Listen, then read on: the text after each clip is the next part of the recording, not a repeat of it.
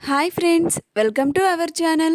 Brahmamudi serial next ఎపిసోడ్లో ఏం జరగబోతోందో ఈ వీడియోలో చూసి తెలుసుకుందాం.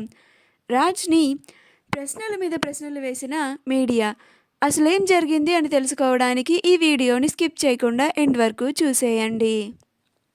కనకం గుడిలో దేవుడికి ప్రదక్షిణాలు చేస్తూ దండం పెట్టుకుంటుంటే రుద్రాణి వచ్చి కనకంతో ఇలా అంటూ ఉంటుంది. కనకం, రాజు ఒక బాబుని తీసుకొచ్చినా కానీ నువ్వెందుకని ఇంత సైలెంట్గా ఉన్నావు? మీలాంటి వాళ్ళు ఆడవాళ్ళ గ్రూప్ వేసుకొని వచ్చి గోలగోల చేస్తారు కదా, మరి నువ్వెందుకని అలా చేయలేదు? అంటే నీకు మా రాజు ఎలాంటి తప్పు చేసినా ఓకేనా? అంటే నీ కూతురు మా ఇంట్లో ఉండాలి అని అనుకుంటున్నావా అని అంటుంది. అప్పుడు కనకం, అవును రుద్రాని, నీకు అన్నీ తెలుసు కూడా ఎందుకు నా చేతే చెప్పించాలని చూస్తున్నావు అని కనకం వెళ్ళిపోబోతుండగా, ఆగు కనకం అని అంటుంది. అప్పుడు రుద్రాని, వెయిట్ వెయిట్ వెయిట్, అంటే ఇప్పుడు నీకు నీ కూతురికి అన్యాయం జరిగింది అని అస్సలు బాధగా లేదా అని అంటుంది. అప్పుడు కనకం, అస్సలు లేదు అని అంటుంది.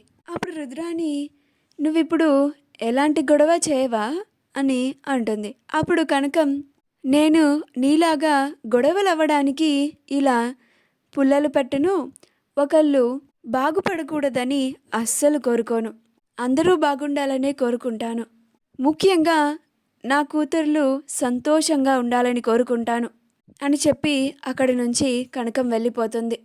అప్పుడు రుద్రాని, ఇదేంటి కనకం అసలు రియాక్ట్ అవ్వడం లేదు అని అనుకుంటూ ఉంటుంది. అప్పు గుడిలో కళ్యాణ్ కోసం వెతుకుతూ ఉంటుంది. అప్పుడు కళ్యాణ్ కాల్ మాట్లాడుతూ ఉంటాడు.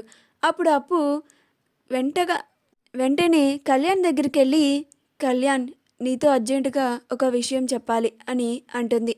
అప్పుడు కళ్యాణ్, ఏంటప్పు అది అని అంటాడు. అప్పుడు అప్పు, ఎవరో మీ కుటుంబం పరువు తీయాలని బాగా ప్రయత్నిస్తున్నారు కళ్యాణ్, మీడియాకి అంత ఇన్ఫర్మేషన్ వాళ్ళే ఇస్తున్నారు, వాళ్ళ వల్లే మీడియా అన్ని ప్రశ్నలు వేస్తుంది అని అంటుంది. అది వినగానే కళ్యాణ్ ఆశ్చర్యపోతాడు. మా కుటుంబం పరువు తీయాలని ప్రయత్నించే వాళ్ళు ఎవరున్నారబ్బా అని ఆలోచిస్తూ ఉంటాడు. అప్పుడు అప్పు, నాకు అదే అర్థం కావడం లేదు కళ్యాణ్ అని అంటుంది. అప్పుడు కళ్యాణ్, సరే అప్పు, నేను చూసుకుంటాను అని అంటాడు.